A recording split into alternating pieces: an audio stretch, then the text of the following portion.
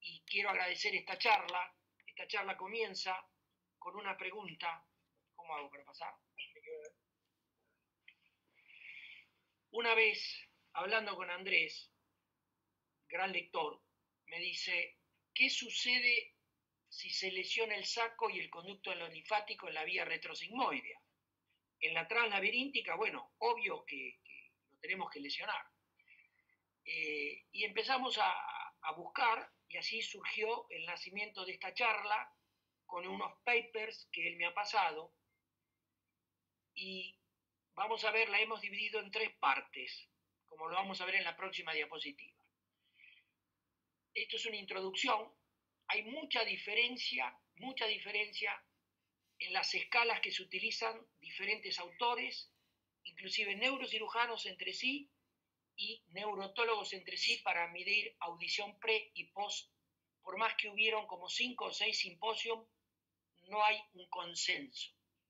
Segundo, hay una gran dispersión de resultados en cuanto a la preservación de la audición, del 15 al 68%. Fíjense la dispersión que hay según los resultados, cómo se presentan y las tablas que se presentan. Después, no es lo mismo la presentación a corto plazo y a largo plazo.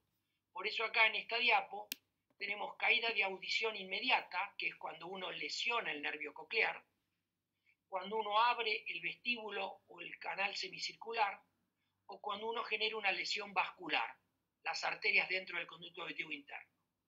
Y esto que viene a la pregunta que hacíamos con Andrés, las lesiones tardías, y si observamos, estas son cifras muy reales, de aquellos que preservan audición, hay un 25% de pacientes que la audición cae en un periodo de 5 años.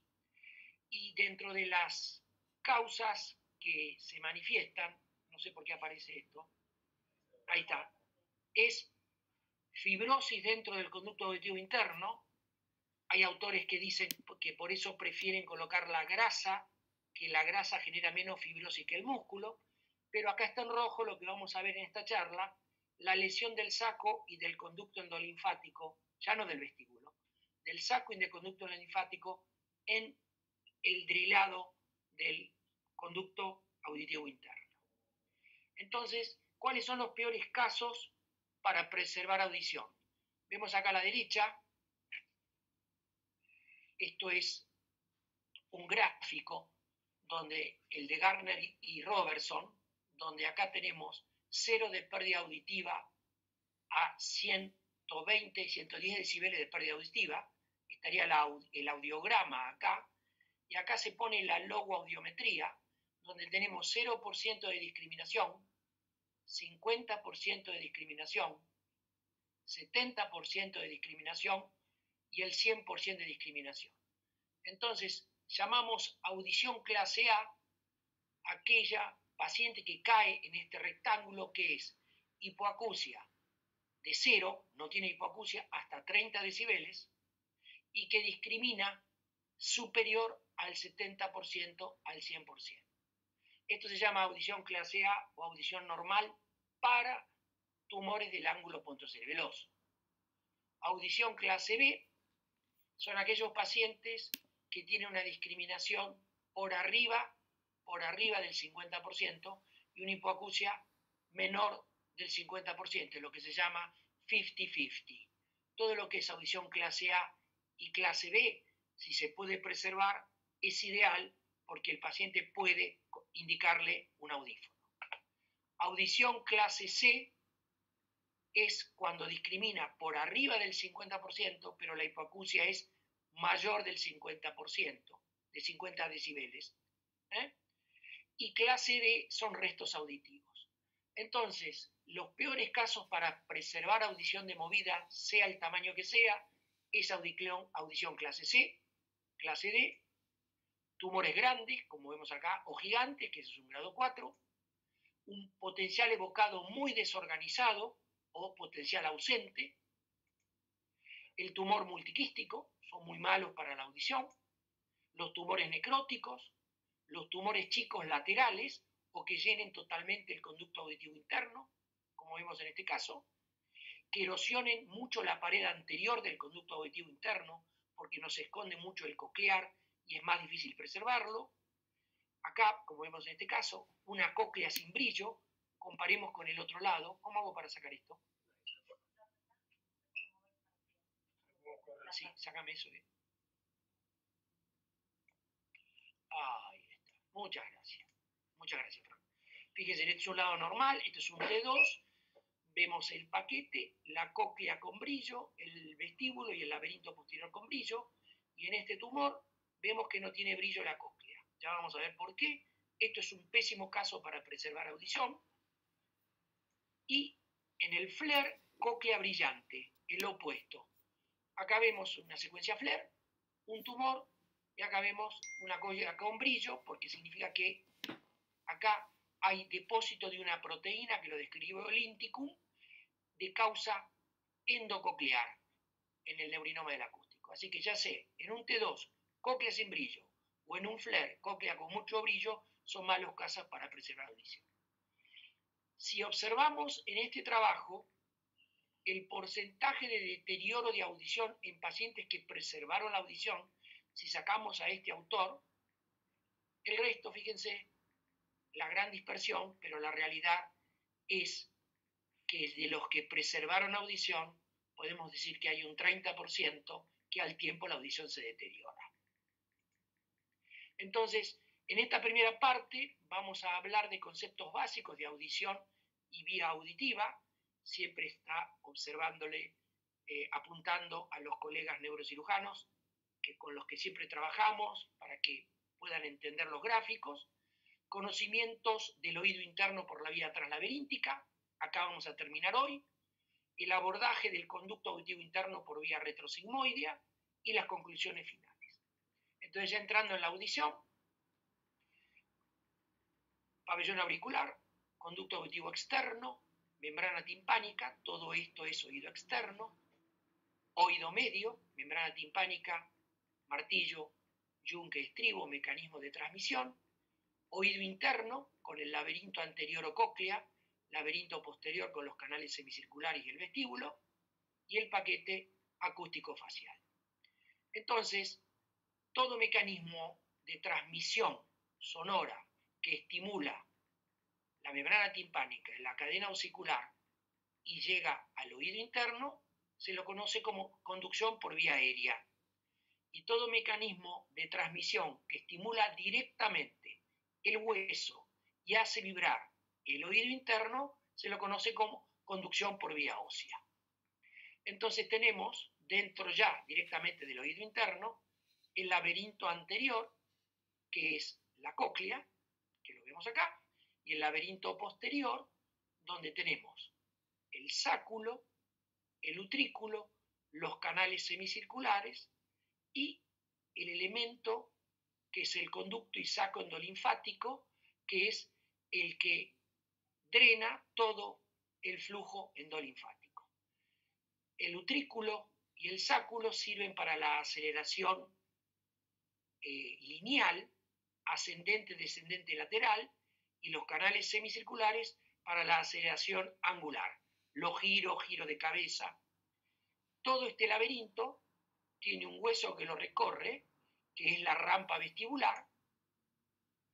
Si nosotros ponemos un cono que se llama helicotrema y le enrollamos una manguera ósea, es el caracol, tiene 2 vueltas y media.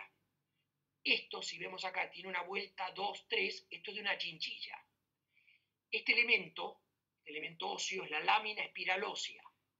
Si la cerramos, como vemos en este esquema, nos va a quedar la rampa vestibular, donde hay perilinfa, la rampa timpánica, acá abajo, donde hay perilinfa, y la rampa media, que es esta estructura que debería estar acá, donde hay endolinfa.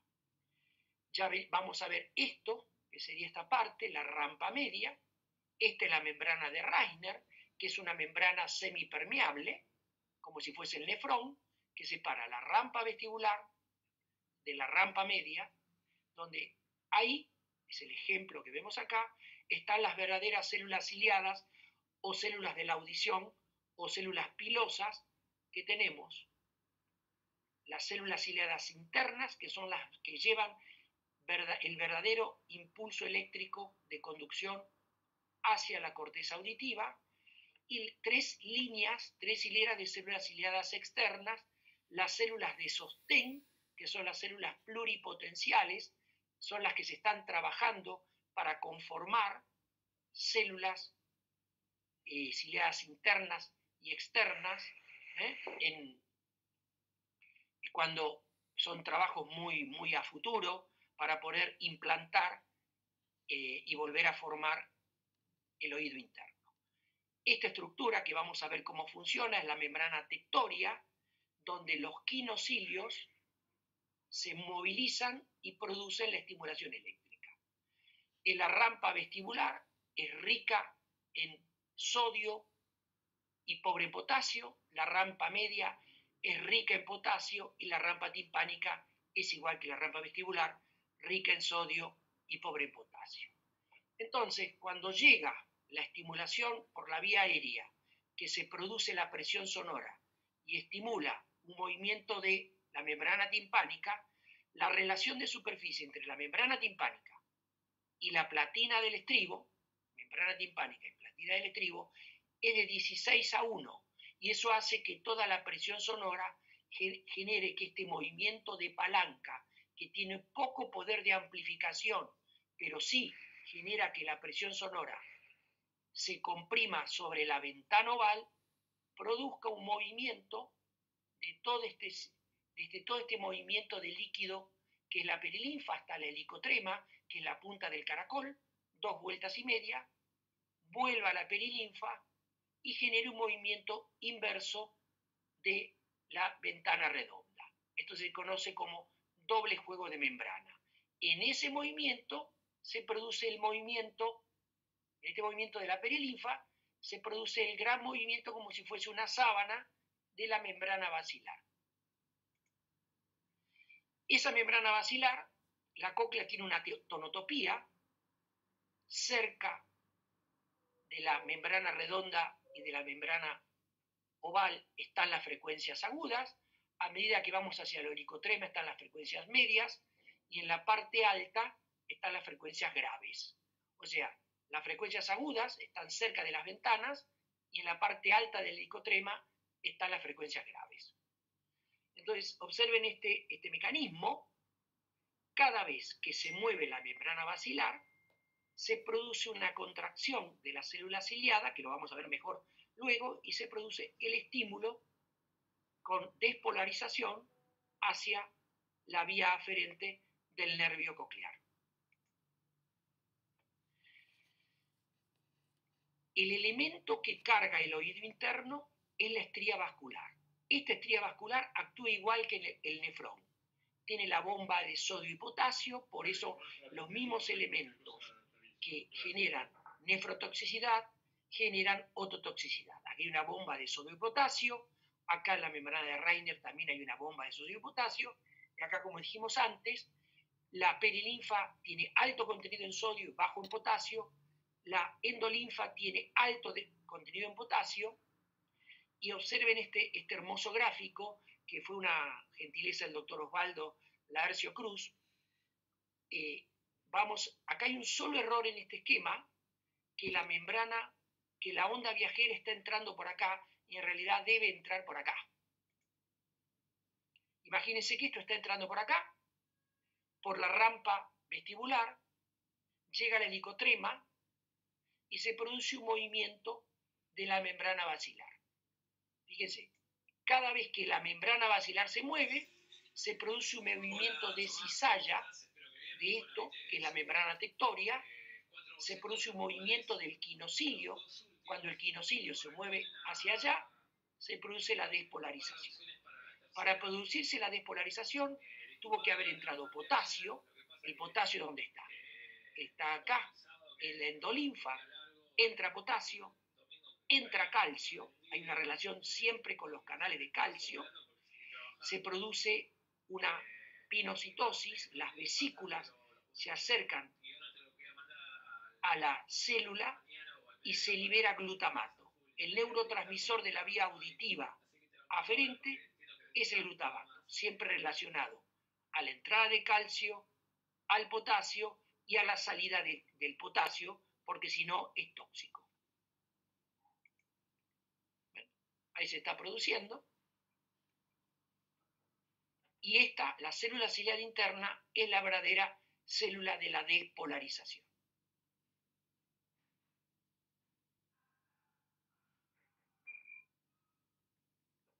Estos son los quinocilios, que tienen en la parte alta un opérculo, que cada vez que se abre el opérculo, entra el potasio.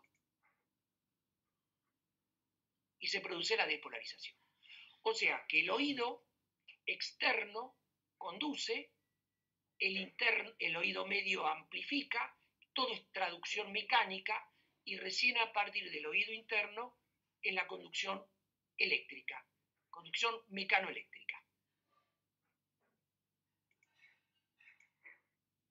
Entonces, la endolinfa, para ir entrando en lo que nos convoca hoy, la genera la estría vascular, también lo genera es un ultrafiltrado de la perilinfa, la genera las células oscuras de la mácula del utrículo, del sáculo, y lo genera el plano semilunatum de los canales semicirculares.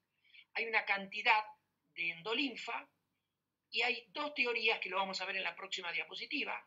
Se forma desde la cóclea hacia el saco endolinfático, eso se llama flujo longitudinal, que se va reabsorbiendo, y también un flujo local rápido radial. Entonces, en el flujo longitudinal se forma y se reabsorbe. En el flujo radial se forma y se reabsorbe en el mismo sitio. Y el elemento de reabsorción es el conducto endolinfático y el saco endolinfático en la cara posterior del peñasco. Así que tenemos una cantidad de formación de endolinfa en diferentes lugares y un elemento de reabsorción que es el conducto endolinfático y el saco endolinfático en la cara posterior del peñasco. Esto es de Shuknek. Siempre uno se pregunta qué pasa si se produce un bloqueo, una anulación, que es la pregunta que me hacía Andrés, del saco endolinfático, como se ve acá. Bueno, se produce un stop del flujo longitudinal con una dilatación de las estructuras, que es lo que se conoce como hidrops. Decime. Y la enfermedad por excelencia, acá vemos el sáculo, es la enfermedad de Menier. Shuknek, que es nuestro barco insignia en todo lo que es histopatología temporal. Yo lo hago siempre, yo me levanto. Es un libro maravilloso. Sí, yo me levanto a las 9 y la pongo. Monos, generó bloqueo del sáculo y vio una gran dilatación de las 3 espiras de la cóclea, del sáculo, del utrículo. Después, Martín, y de los canales entre la figura 3 y 4 me gusta más la 3. Pero ¿qué pasa? En los monos sí, que la 4, en los gatos como está mínimo dibujada. A 3 años. O sea que si pero nosotros si descendemos de estos bichos, cuarta, me parece que con sí, la cuestión un poquito migrando menos hacia el núcleo no hay problema. Pero humanos que estos la bichos. 3 me gusta más que la 4. Si querés, el hidrops endolinfático, te paso una de las causas verde es el bloqueo del saco endolinfático. Que está okay, ¿Y en qué patologías, estos son pacientes míos, en qué patología se pueden ver? Fractura de peñasco, acá vemos un trazo de fractura, hacia la pared externa, hacia la pared interna, donde se bloquea o se corta el saco y el conducto endolinfático. Esto es una autoesclerosis en una etapa de espongiosis, donde se ve espongiosis, y acá vemos a nivel del saco endolinfático un gran foco donde hay un bloqueo con un hidrops asociado a la autoesclerosis. Acá también vemos una autoesclerosis en una etapa de osificación. Y acá esto es un divertículo yugular que también está descrito, que puede comprimir, como se ve ahí, las estructuras del conducto endolinfático. Y después viene la vía auditiva, que es una vía mayoritariamente más del 80% cruzada, llega a los núcleos cocleares ventrales y dorsales, cruza la línea media, por el lemnisco al tubérculo cuadrigémino, al cuerpo geniculado, todo esto es mesencéfalo, llega a la corteza auditiva, y en la corteza auditiva también hay una tonotopía muy parecida a la cóclea. En la parte anterior están las frecuencias graves, y en la parte posterior están las frecuencias agudas. Entonces, ya entrando en conceptos básicos para la audición, esto nos lo enseñan en nuestra formación básica. Esto es el monigote de Fowler. El oído derecho es el oído rojo, al revés de la política. Esto es la vía aérea. El corchete es la vía ósea. El oído izquierdo, la X es la vía aérea. Este corchete es la vía ósea. Y debemos recordar que la voz cuchicheada, que es cuando uno habla, hola, ¿cómo estás? A un metro de distancia, son 30 decibeles. La voz hablada normal son 60 decibeles, y yo en este momento estoy con una voz alzada, que estaría más o menos a 70, 80 decibeles. Entonces, se considera audición normal de 0 a 15, de 0 a 20 decibeles.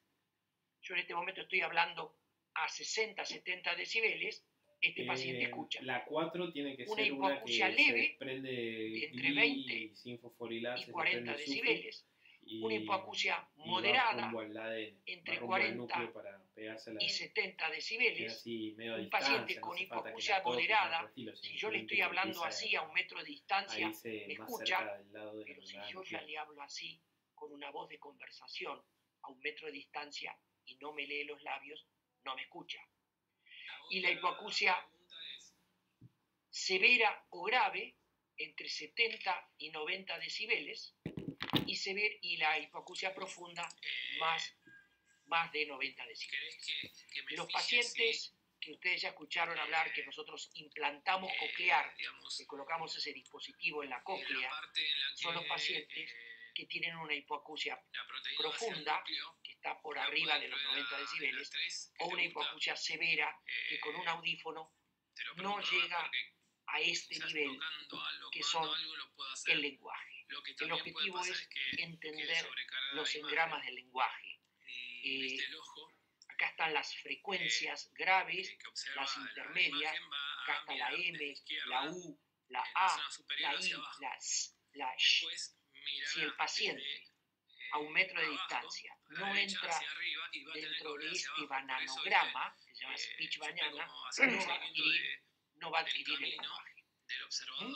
Entonces, el objetivo es, nosotros podemos colocar un audífono. Tenés razón, Martín. Si vos lográs hacer que en la tercera se incluya la ida, bueno, pero si te queda muy sobrecargada la generación de la idea, hace una cuarta, no pasa nada. Entonces vamos a repasar. Oído derecho. Che, Martín, voy a hacer un poco grasa con esto, pero yo la única forma que tengo para generar, para unir los gráficos que me mandaste es meterlos en un Word oído izquierdo, acá está marcado, meterlos en un PowerPoint, trabajarlos en un PowerPoint y después guardarlo como imagen. Esto sería la frecuencia fundamental. Sé que me van a querer matar con eso, pero se pierde mucha calidad al hacer esa manipulación, porque no tengo en la Mac el Photoshop que me lo van a cobrar y todo, no tengo ganas de ponerme a gastar guita en un Photoshop. La vía aérea está bien, tenemos para los tonos puros, derecho normal, izquierdo normal. Acá se miden las frecuencias, 125, 250, 500, 1000, 2000, 4000 y 8000. Nuestro oído puede percibir hasta el 16000, son las audiometrías de alta frecuencia, pero este es el audiómetro que habitualmente se toma. Y acá se marcan los decibeles. 0 decibel de pérdida, 10, 20, 30, 40, hasta llegar a los 120 decibeles. Vamos a ver lo que se llama logoaudiograma o audiometría verbal. El umbral de voz es, se le pasa una palabra cuando percibe el primer ruido, no la discrimina. El umbral de palabra es cuando entiende esa palabra. El umbral de captación 50.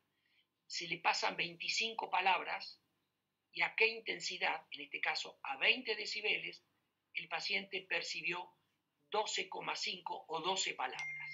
¿Por qué es importante este umbral? Son palabras bisilábicas, casa, perro, auto. Si el paciente percibe, tiene un umbral de captación 50 a una intensidad por debajo de 60 decibeles, por debajo de 60 decibeles, que la voz hablada, sabemos que va a percibir el 80% de las frases. Este es el umbral de máxima discriminación. Entonces, si nosotros venimos acá, voz hablada a 1 metro de distancia, 60 decibeles, llega al 100% de discriminación, este paciente está perfecto, es normal. ¿Va a necesitar audífono? No. Este es el audiograma, esta es la frecuencia 500, 1000 y 2000. Si uno saca un promedio, 60 decibeles del 500, 70 del 1000, 80, da 70 decibeles, uno correlaciona que es más o menos donde debería alargar el pie del logoaudiograma. ¿Sí? Entonces, si analizamos este oído, vamos a 60 decibeles. Este oído está perfecto.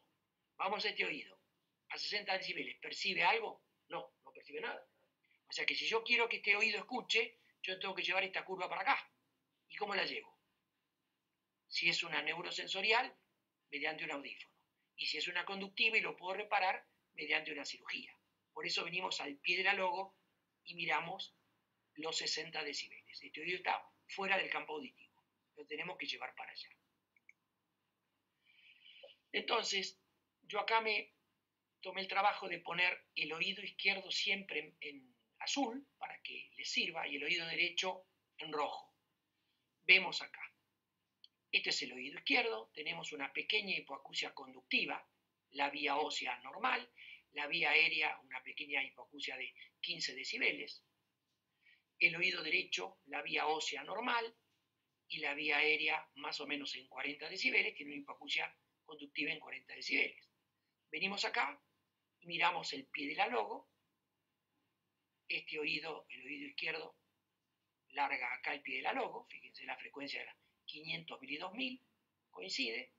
Venimos acá, miramos el pie de la logo del oído derecho, 500, 1000 y 2000, o sea que tiene una hipoacusia conductiva. Esto es una logo que pedimos, que se llama logo por audiometría por vía ósea. Venimos a 60 decibeles, fíjense a 60 decibeles, ambos oídos están dentro del campo auditivo. Este tiene una hipoacusia moderada, conductiva moderada, y esto tiene una hipoacusia conductiva leve. Acá ya tenemos una hipoacusia mixta, porque está el oído interno afectado, el oído izquierdo afectado. Acá vemos la vía aérea. Acá vemos donde larga la logoaudiometría. Está fuera de los 60 decibeles. El oído derecho, también tenemos un descenso de la vía ósea. Y tenemos la vía aérea, también es una hipoacusia mixta. Si estuviesen las vías óseas acá, sería una hipoacusia conductiva. Acá también tenemos, lo hice de esta manera, tenemos una hipoacusia mixta más severa, fíjense, cada vez más descendido el oído interno, por eso está la curva más corrida hacia la derecha. Este paciente, si yo le hablo a este nivel de intensidad que estoy hablándole a ustedes, esto no lo percibe, lo tengo que amplificar, tengo que correr esto para acá. Por eso sirve saber en el logoaudiograma los 60 decibeles. Acá vemos una asimetría de la vía ósea. Fíjense, la vía ósea del lado izquierdo está bien, tiene una levísima conductiva. Del lado derecho, una caída. Y uno dice, bueno, tiene una autoesclerosis o la causa que sea. ¿Y por qué puede pasar esto? Bueno, hemos aprendido que cualquier asimetría de la vía ósea amerita una resonancia magnética. ¿Por qué el paciente no puede tener dos patologías asociadas?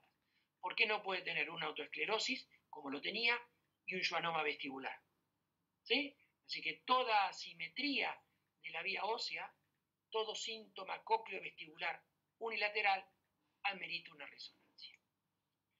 Acá tenemos una hipoacusia sensorio-neural leve para ambos oídos, oído izquierdo, oído derecho, con su logo que llega al 100%.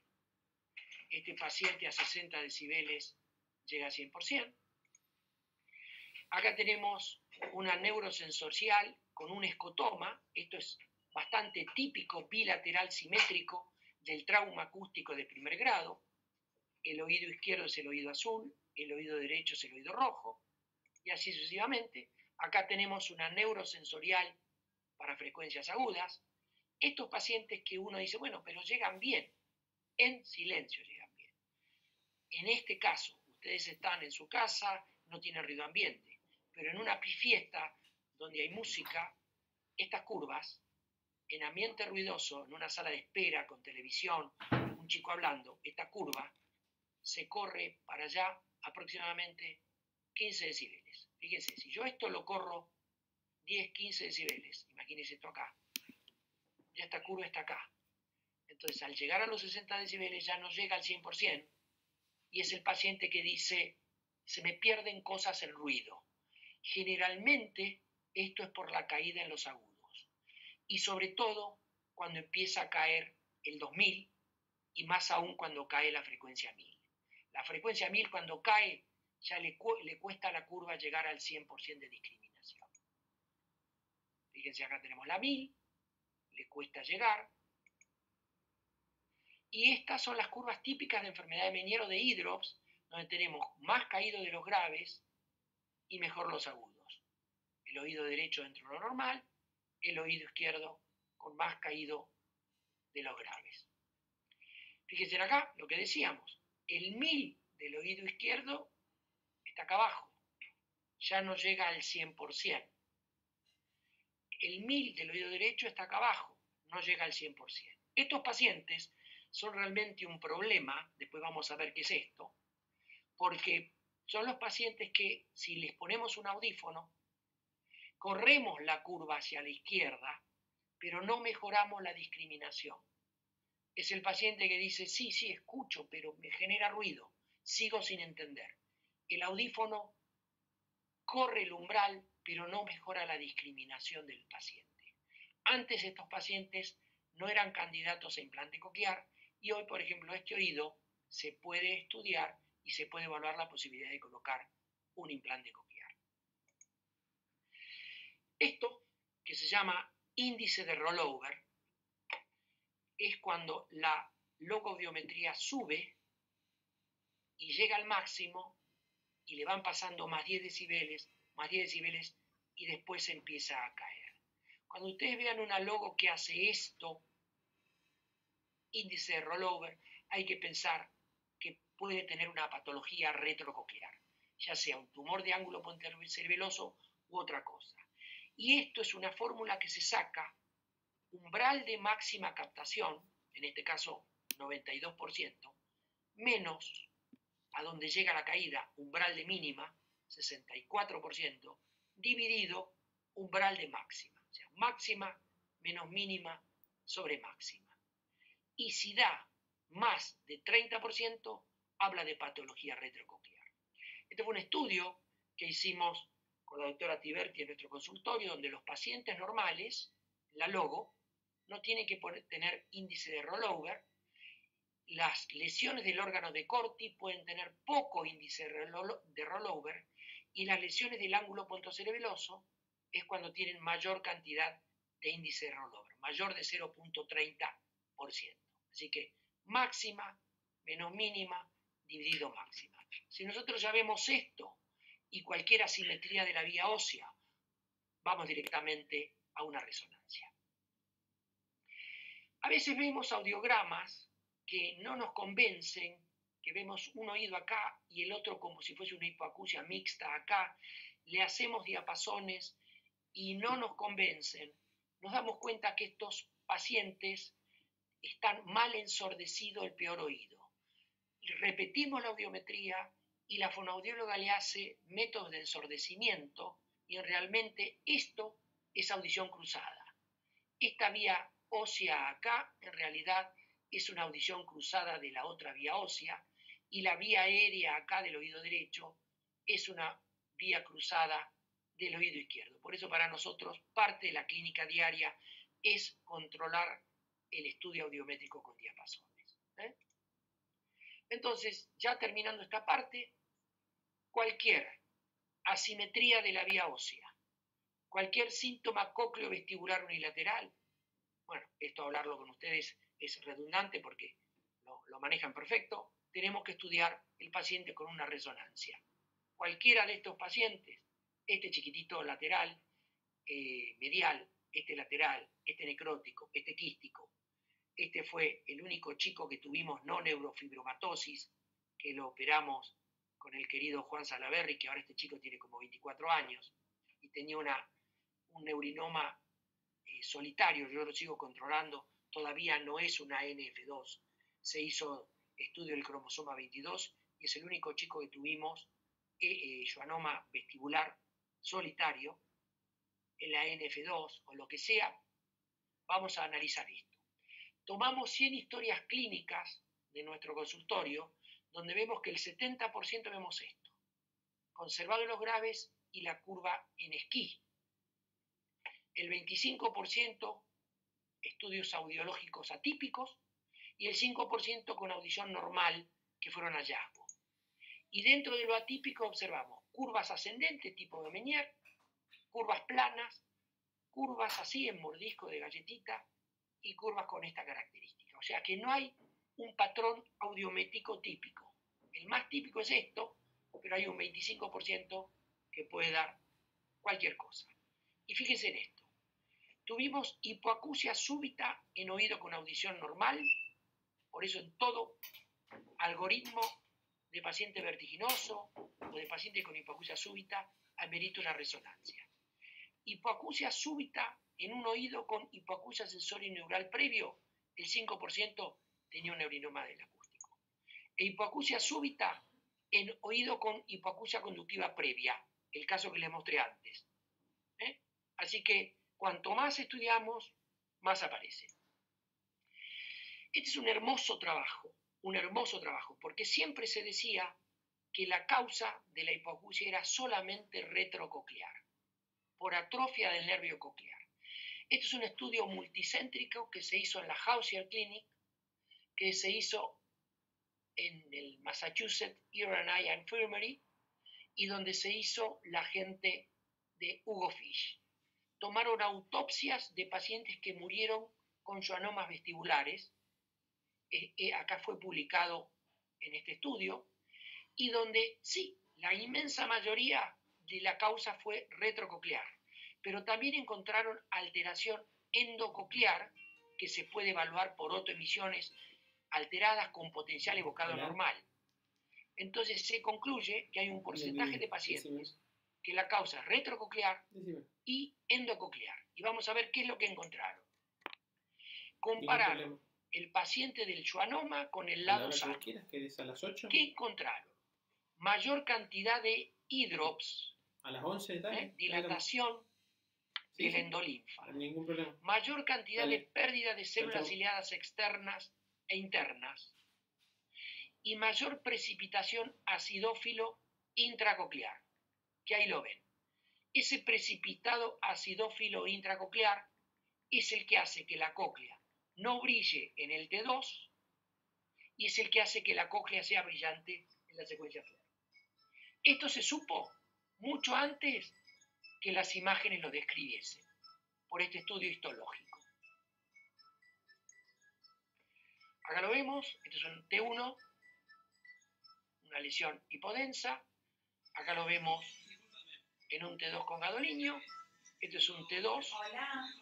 Y acá vemos la secuencia Flair, brillante de un lado y no brillante, la cóclea brillante porque tenía ese precipitado acidófilo descubierto. No, que tengo que armar... ¿Qué no hallaron? La figura 1. Lo que siempre se pensó que se decía. Oclusión vascular coclear. La teoría de mayor aceptación. 3, 4, 5 y 6. Eso no lo encontraron.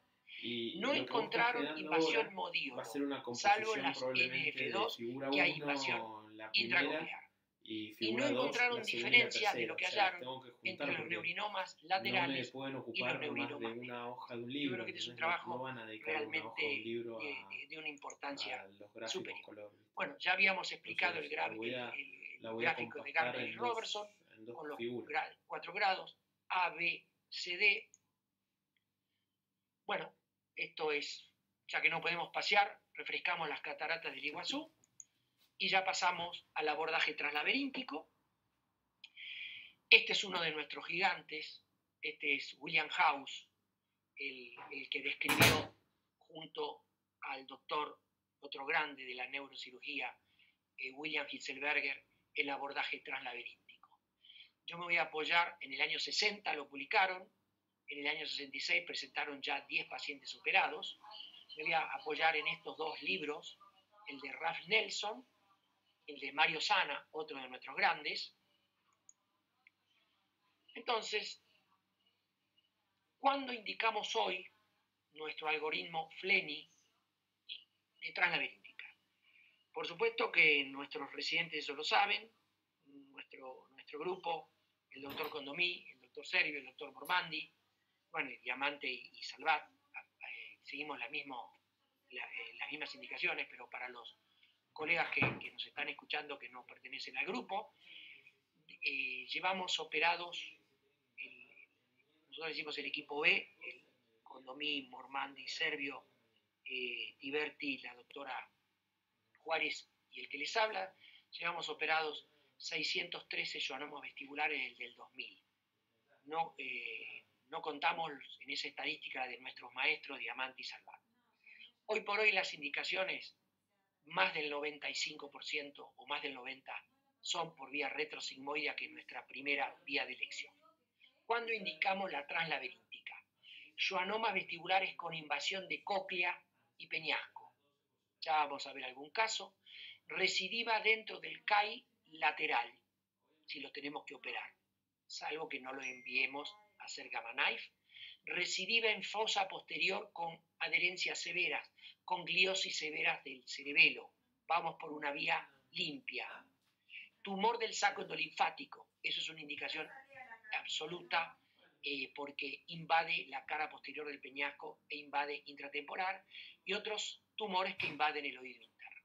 Esas serían hoy nuestras indicaciones, por eso la utilizamos muchísimo menos que la vía retrosigmoidea. Acá vemos en esta resonancia un tumor, un schwannoma de invasión laberíntica que está creciendo dentro del conducto auditivo interno.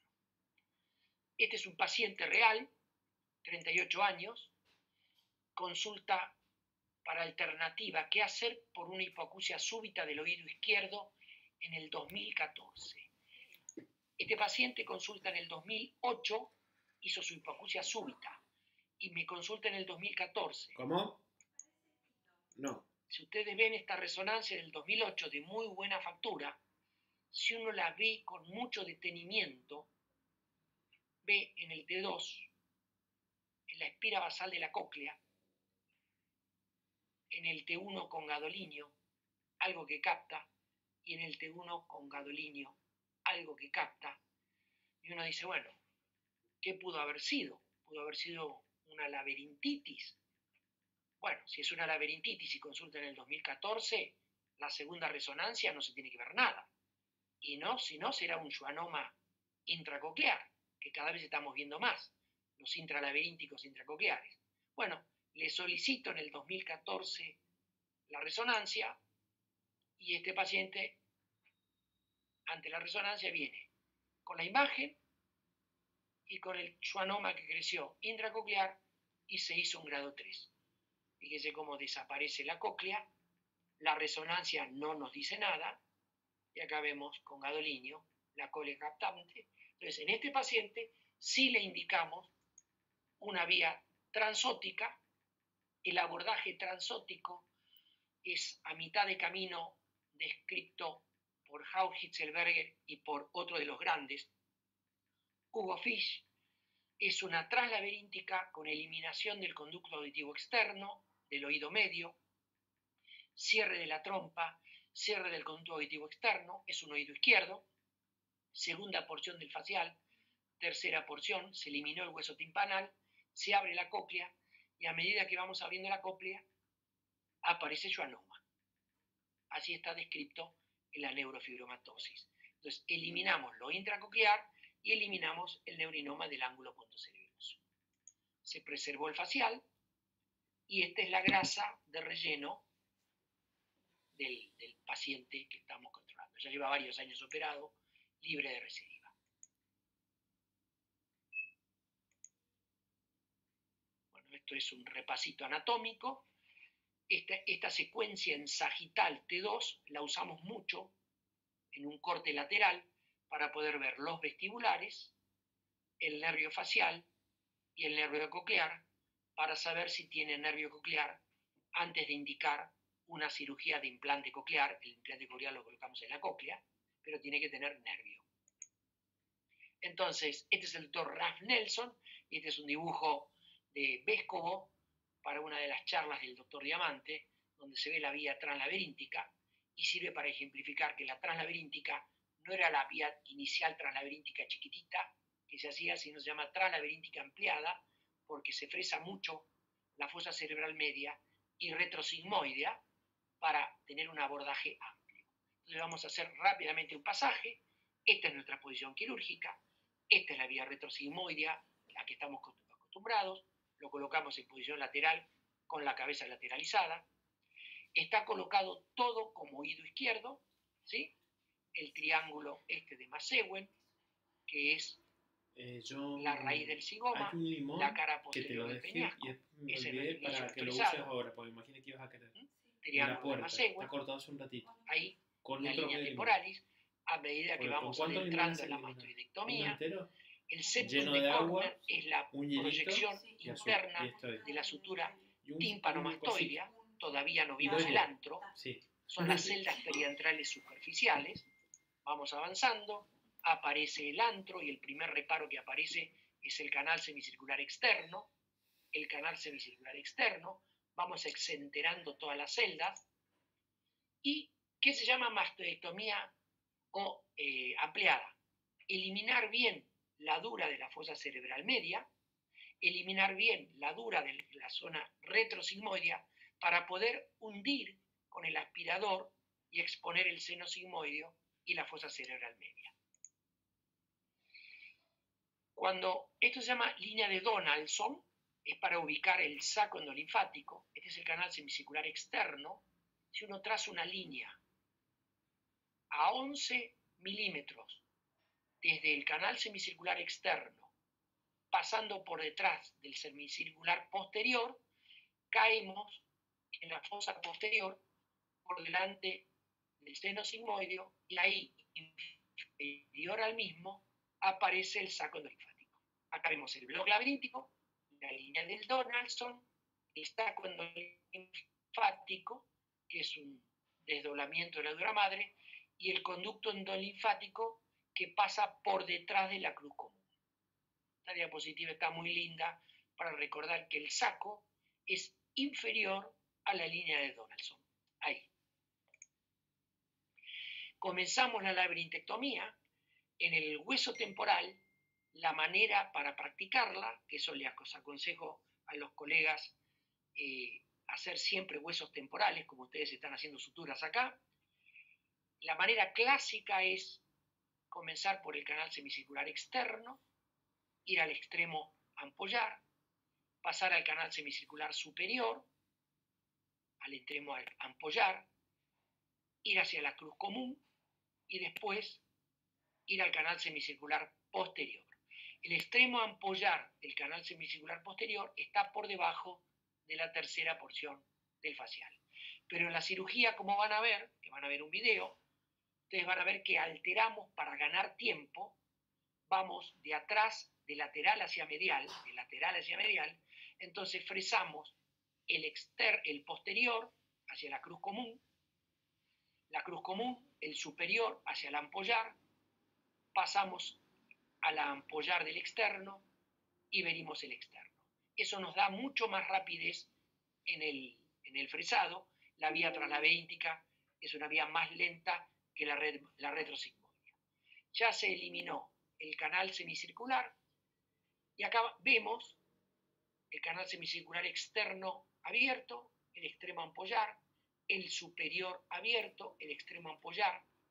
No debemos pasarlos por delante del extremo ampollar, porque ahí ya nos vamos a ir a la barra de Bill, después lo vamos a ver. El elemento para identificar la tercera porción del facial es la apófisis corta del yunque, que está lateral al canal semicircular externo. Si nosotros vemos la apófisis corta del yunque y fresamos un poco por debajo medial, vamos a exponer la tercera porción del facial. Entonces, visto esto, vemos el externo, el superior, la cruz común,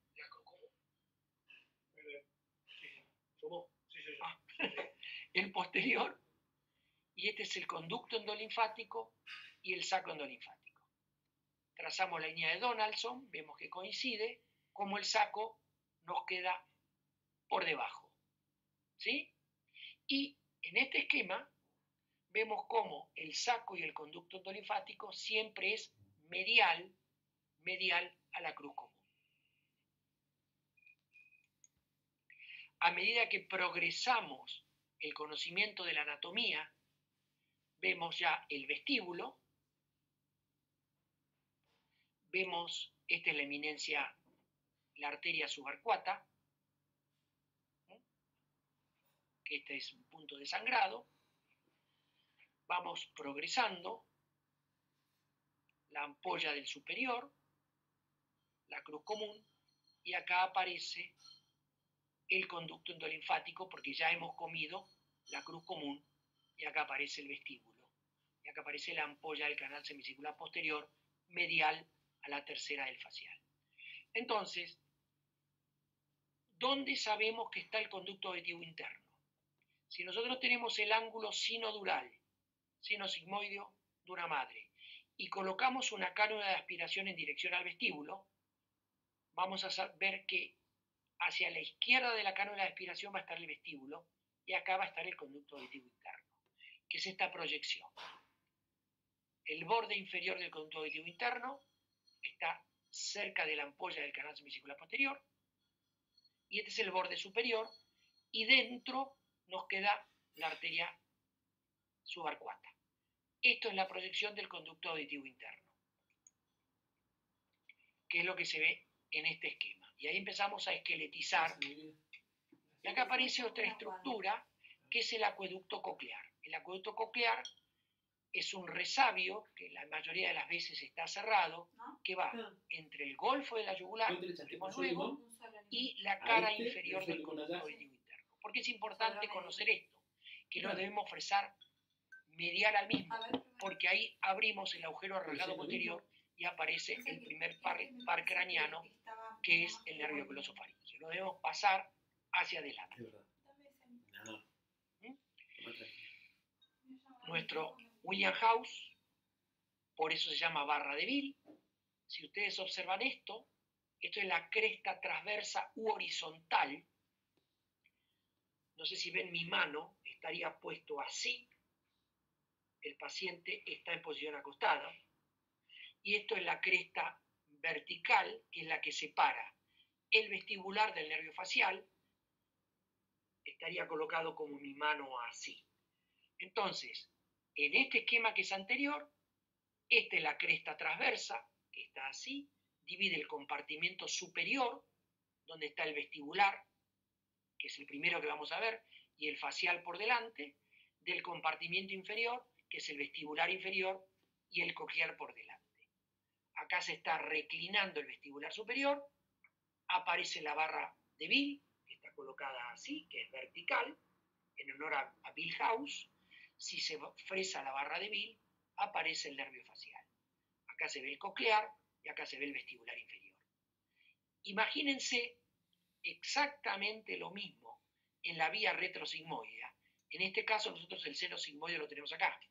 Si hacemos una incisión posterior o giramos la cabeza, imagínense el seno sigmoideo en esta posición, el conducto auditivo interno nos muestra exactamente la misma imagen. La cresta transversa así y la barra de Bill allá, que no lo buscamos en la vía retrosigmoidea, dejamos 1 milímetro abierto para evitar abrir el vestíbulo, para no perder audición. Entonces, ya entrando más en el tema, esto, observen acá, Este es un hueso temporal, donde vemos un oído izquierdo visto desde la fosa posterior. Acá vemos el seno sigmoideo, el golfo de la yugular, el conducto auditivo interno, sería el paciente en posición sentada, como se ve acá. Esto que vemos acá es la fosa unguial, también llamado opérculo, es la emergencia del sáculo, del saco endolinfático, perdón, y este, donde está puesto un estilete, es el conducto coclear, que está entre el conducto auditivo interno, labio inferior y el golfo de la yugular. Observen acá, en posición sentada, los primeros pares craneanos que aparecen es el vestibular superior y el vestibular inferior, que es esto, vestibular superior y gustar inferior. Si lo sacamos, por delante aparece la barra de Bill o vertical, el nervio facial, la cresta transversa que divide los dos compartimientos y el nervio coclear. Acá vemos facial, adelante, acá vemos coclear, abajo, y acá vemos los dos nervios posteriores. Este sería el fondo del conducto, que se ve lo mismo, el coclear y el facial adelante, la cresta transversa, la barra de Bill, el vestibular superior, que es este, y el vestibular inferior, que es este. Y acá se ve exactamente lo mismo.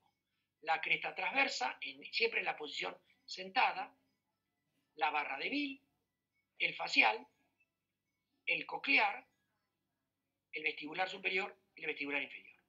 Uno se acostumbra que es exactamente la misma imagen del conducto auditivo interno en la translab que en la retrosigmoidea. Distintos en la fosa cerebral media, que lo estamos viendo por acá. La fosa media lo vemos por acá. Los dos pares craneanos que aparecen es el facial y el vestibular superior. Por debajo de ellos está el coclear y el vestibular inferior. Esta es la vía de visión de la fosa media y estas vías son tanto para la translab como para la retrosigmoidea. Entonces, volviendo nuevamente a lo nuestro, facial adelante, vestibular superior, siempre la cresta transversa separa estos dos pares craneanos, y en la parte inferior el coclear adelante e inferior y el vestibular inferior adelante. El nervio singular es el nervio ampular del vestibular inferior. Así que vamos a pasar rápidamente, para terminar el horario, que venimos bien. Lo mismo, este es Mario Sana, otro de los grandes ídolos que tenemos. Este es un neurotólogo que verlo operar es un tractor. Liliana Tiberti tuvo la suerte de verlo, estuvo un mes con Mario, él está en Parma y en Roma. Este libro es una maravilla, tiene muchos excelentes libros. Esto es oído derecho. Vamos a pasar rápidamente. La disección de él es un oído derecho, fosa media, seno sigmoideo, canal semicircular lateral, nervio facial, lateral. Miren el yunque. Si uno fresa el yunque al nivel del lateral, aparece la tercera porción del facial, el seno sigmoide, canal semicircular posterior. Si uno traza la línea 11 milímetros por detrás del lateral, aparece la fosa posterior con el saco. Seguimos. Facial, lateral, seno sigmoide, fosa posterior. ¿Ven? Esto es lo que se llama translaberíntica ampliada. Comer hueso como si fuese una retrosigmoidea y hueso de la fosa media. Y esto es lo que van a ver en el video, cómo no hacemos la laberintectomía y después quitamos hueso. Al comer hueso de la fosa media y de la fosa posterior y esqueletizar totalmente el seno sigmoideo, vamos de lateral hacia medial, de lateral hacia medial, y vamos avanzando con la gubia, como veremos en el video. Comenzamos la laberintectomía, que habitualmente es posterior, superior, lateral. Avanzamos mucho así.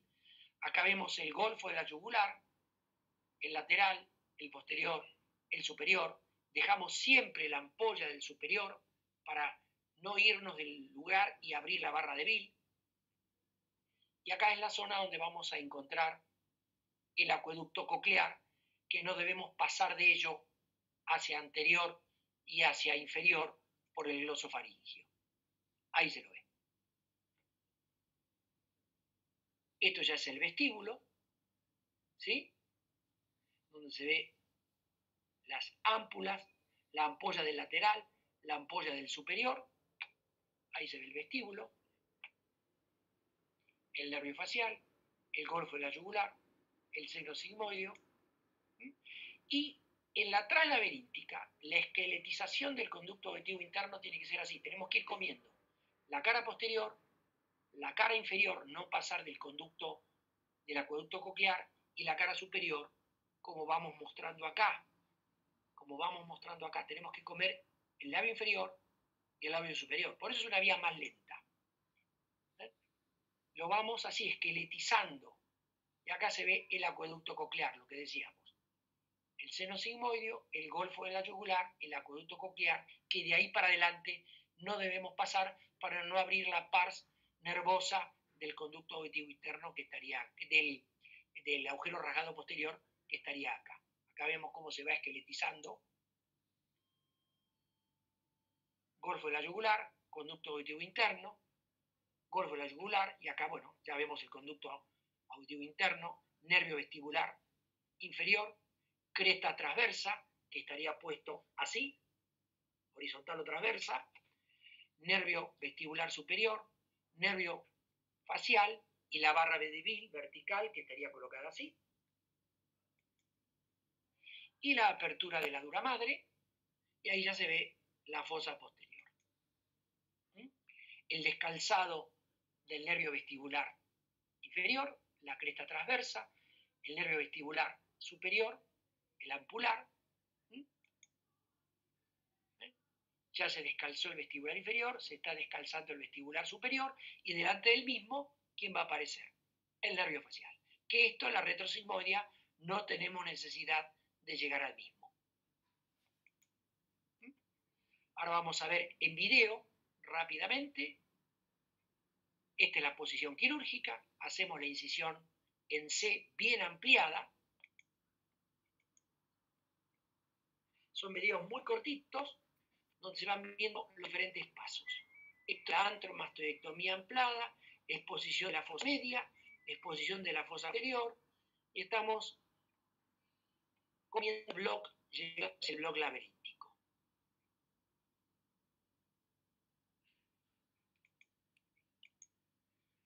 Vamos de atrás hacia adelante, y esto vamos exponiendo el hueso, y esta es la gubia.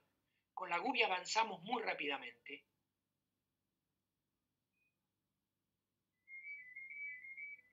Con la espátula de Frey vamos despegando la fosa cerebral media, la fosa posterior, y este es el bloque laberíntico.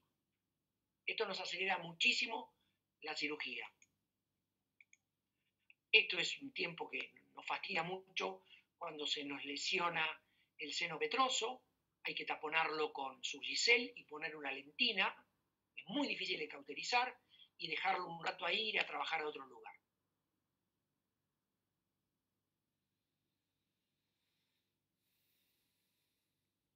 Acá está el seno sigmoideo y nos vamos a trabajar a otro lugar. Acá comenzamos la labrintectomía, siempre de lateral a medial. Fíjense que no comenzamos por el canal semicircular externo. Vamos a buscar al superior. Ahí está. El canal semicircular superior, la ampolla del superior, pasamos a la ampolla del externo. No pasamos la ampolla del superior. Ahí se ve la arteria subarcuata. Ahí se ve lo blanco.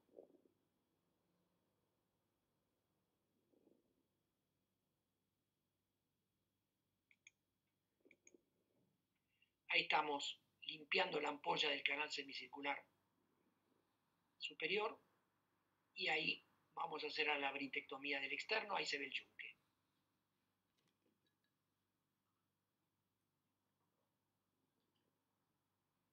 Es una vía muy linda, más laboriosa, francamente más laboriosa que la retrosigmoidea, pero es una vía muy anatómica que tiene mucho reparo.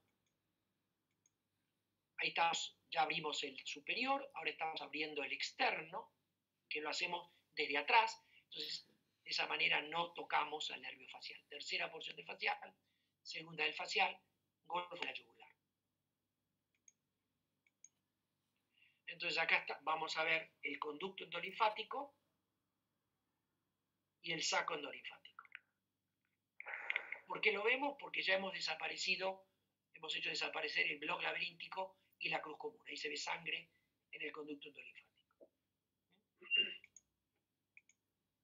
Ahí empezamos a esqueletizar el conducto auditivo interno.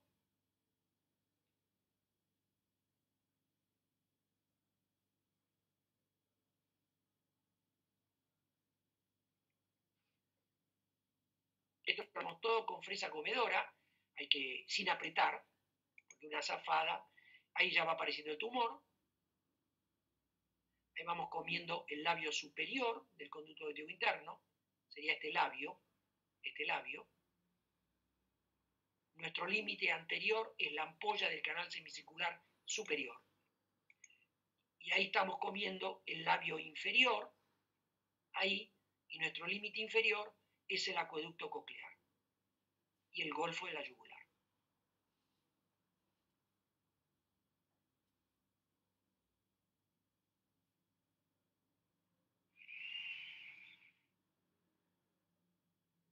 Ella se puso todo lo intrameatal.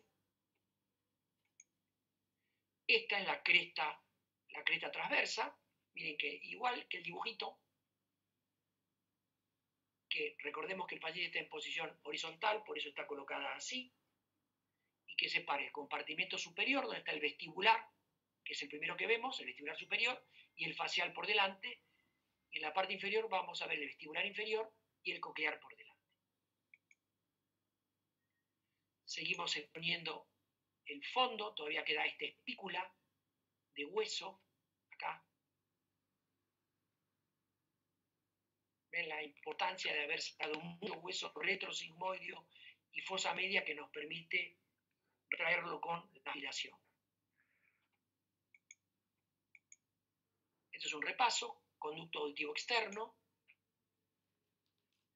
pared posterior. Esto sería si hiciésemos una translaberíntica convencional, no ganamos espacio, el yunque, la apertura del conducto auditivo interno, esto sería la tercera y la segunda del facial, en relación con el yunque, la segunda, el geniculado, y la entrada del yunque a la porción laberíntica, facial a la porción, al conducto auditivo interno, y esto sería ya la porción meatal del conducto auditivo interno. Entonces ahí procedemos a abrir la dura madre presigmoidea,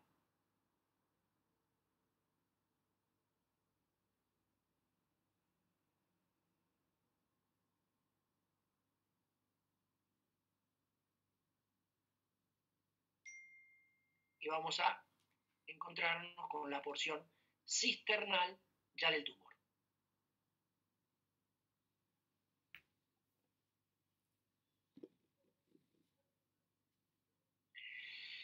Realmente con el vaciado que se hace intratumoral por cualquiera de las dos vías, la retrosigmoidea o la translaberíntica, no hay limitante de tumor para ninguna de las dos vías.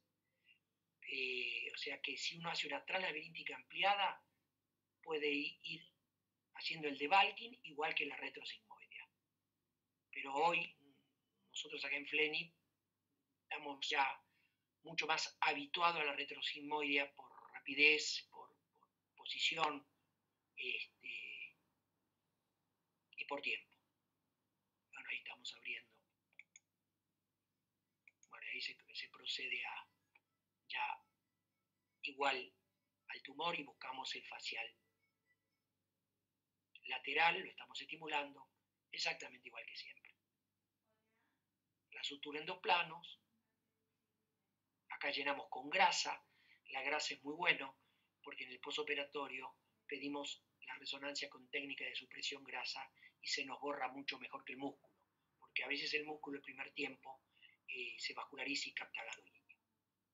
Bueno, el glacial Perito Moreno, todos lo conocemos, y yo creo, Rubén, si estás de acuerdo, llevamos 1 hora y cuarto, que era el tiempo prometido. Yo dejaría la parte, como habíamos quedado, de la segunda parte, que es la parte de la cara, lo mismo, pero de la cara posterior del peñasco, que es la parte retrosigmoidea, para cuando ustedes determinen que yo dé otra webinar, si están de acuerdo.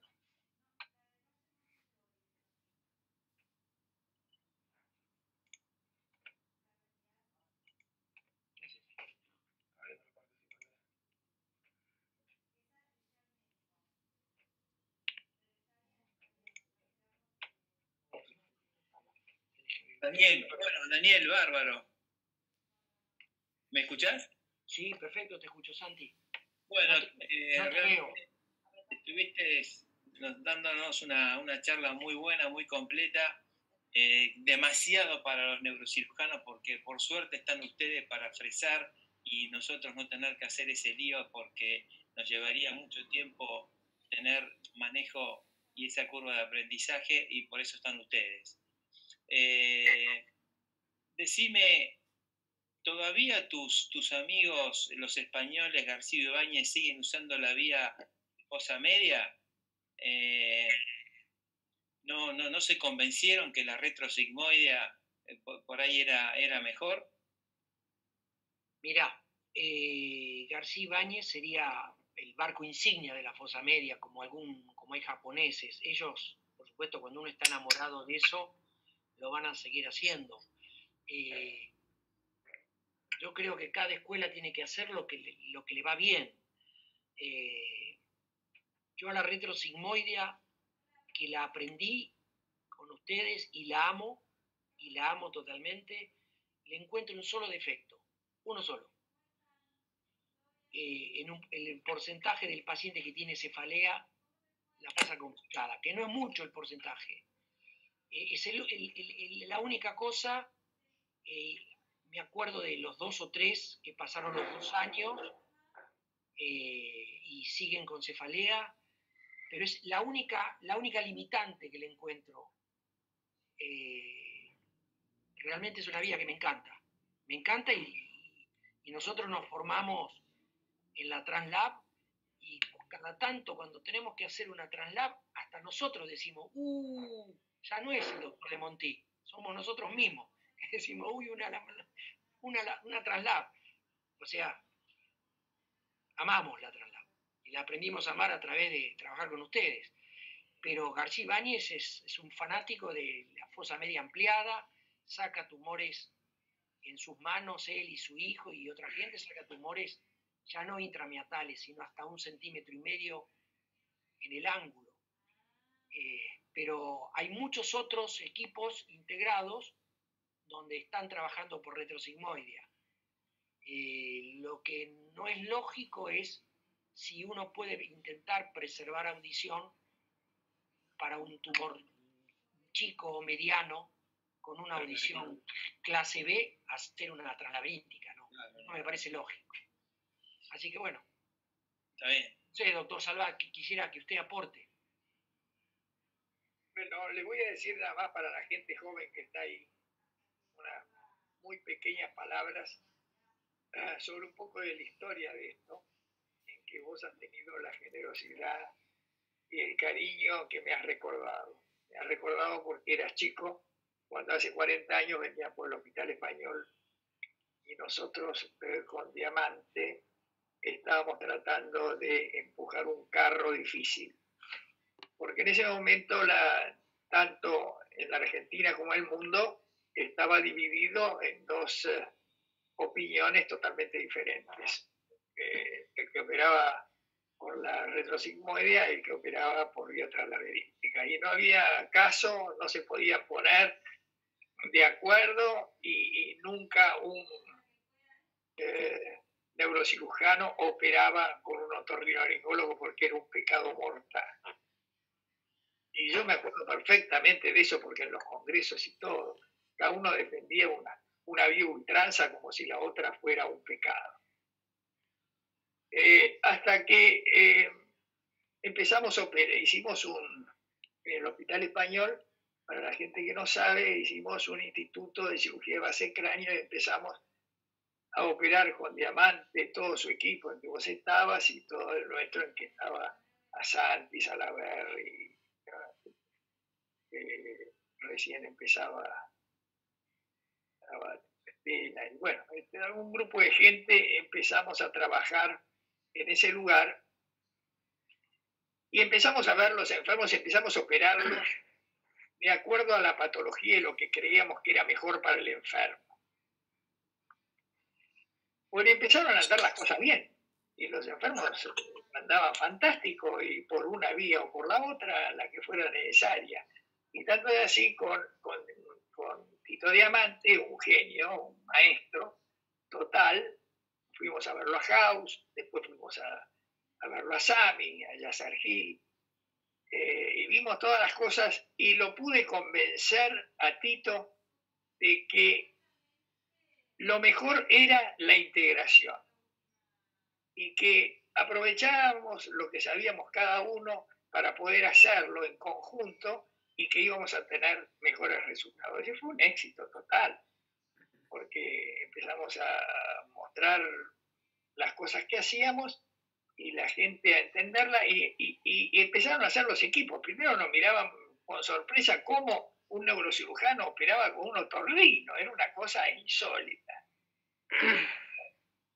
Bueno, tanto es así que yo me acuerdo, cuando fui a verlo a House, lo vi operar a Hitzelberger y me pareció, nunca he visto fresar un tipo a la velocidad de Hitzelberger. Era un neurocirujano, estaba con House y House lo había convencido de que la vía de él era mejor que la vía suboccipital. Y Hitzelberger era un fenómeno, tanto así que tuvimos la suerte de tenerlo por Flemi también. Y vino y estuvo con nosotros en Flemi. Pues la cuestión que pasaron el tiempo y bueno, los casos se acumulaban y los éxitos y los resultados también. Y creo que lo que aprendimos los dos era a ceder y hacer lo que realmente considerábamos que era lo mejor para el enfermo, no para nosotros individualmente como cirujanos. Si era mejor una vía translaberíntica, había que hacerla. Y si el enfermo tenía audición, había que hacer sí o sí la vía suboccipital. Así que fue interesantísimo porque lo pude llevarlo a verlo a Sami 2 veces, a Tito Diamante. Y Sami lo convenció a Tito. Entonces, así que Tito cada vez le empezó a gustar más la vía suboccipital. Pero les digo de que las dos tienen las indicaciones precisas y la vía translaberíntica para algunos casos es excepcional. Así que, y lo más importante para la gente joven que sepa de que hay que dejar los egos aparte para poder formar equipos y tener a las mejores personas y a las mejores profesionales juntos. Porque así eso es lo mejor para el enfermo. Y eso es lo que ha pasado, y es el éxito de Flemi. Ver cómo opera Santi, Mormandi, Andrés, una maravilla, y porque además no se niegan a otras formas y también han integrado qué es lo mejor para el enfermo. Así que te felicito porque tu exposición ha sido excelente, Daniel, excelente. Vos sos un gran cirujano y además muy didacta. Así que te mando un abrazo y muchas gracias por esta propuesta.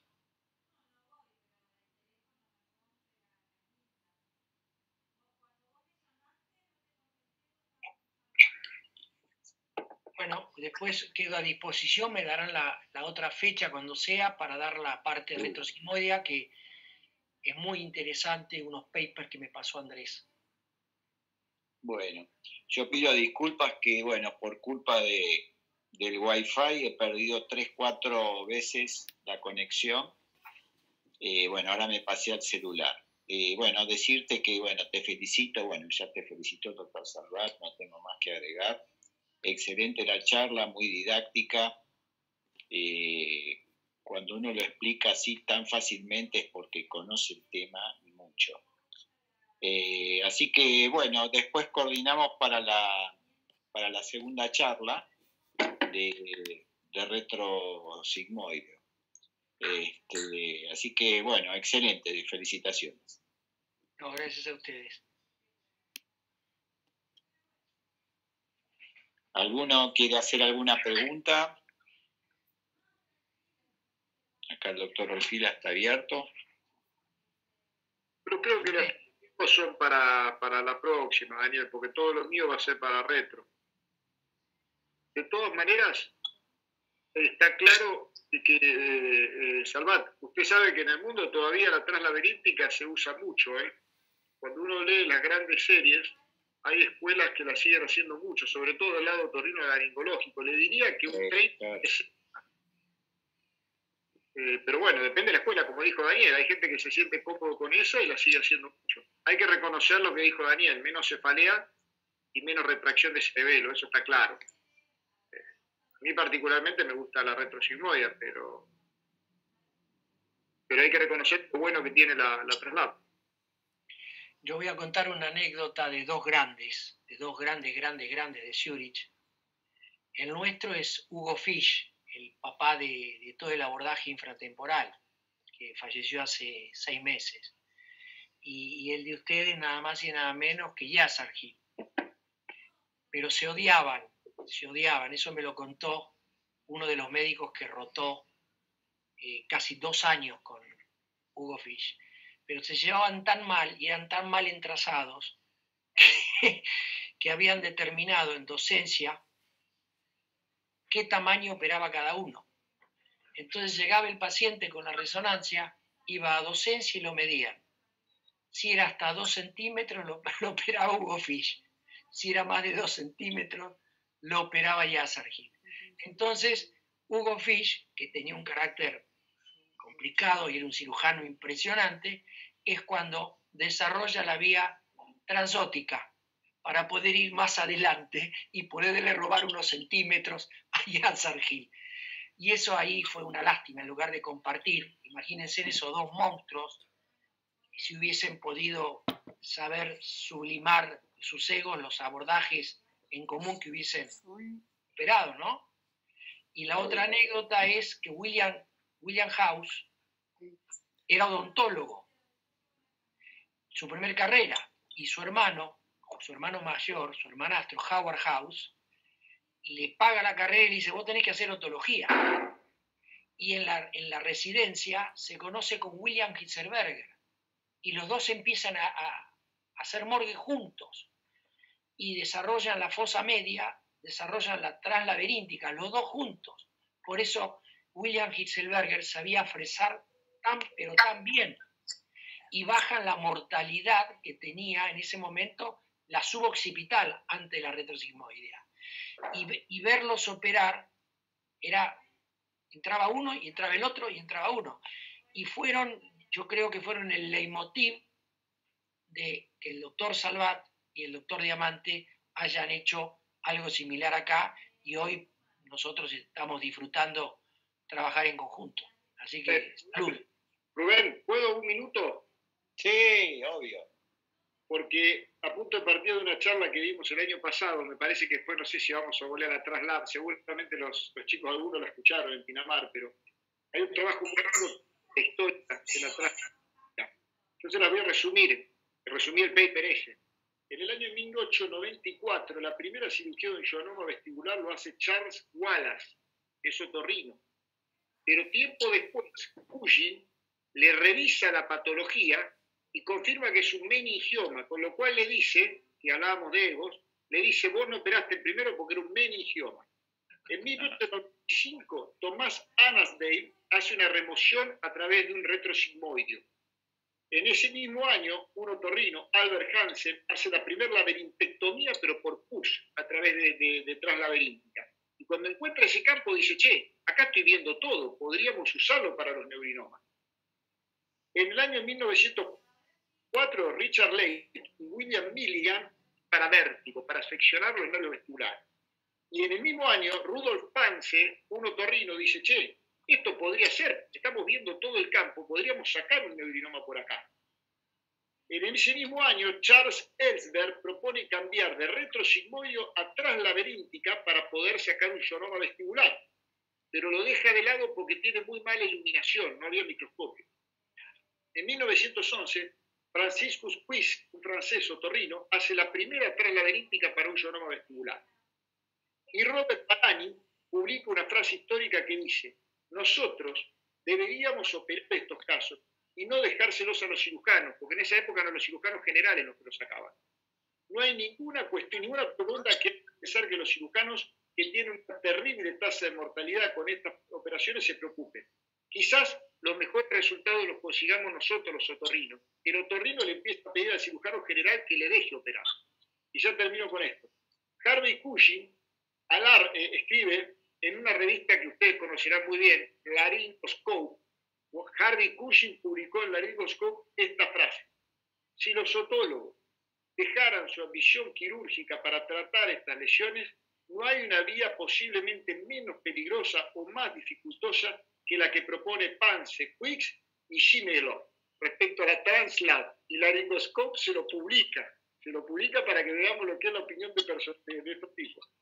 Walter Dandy el mismo año dice: esto tiene muy poca visión, riesgo de meningitis, queda mucho residuo, no es una vía que sirve. Con lo cual, entre Cushing y Dandy le bajaron la mano a la translaberíntica y estuvo abortada hasta el año 1964, que William House la reintroduce con microscopio y le bajó la tasa de mortalidad. Pero en realidad fueron dos neurocirujanos los que de alguna manera mandaron al olvido una muy buena vía, pero bueno.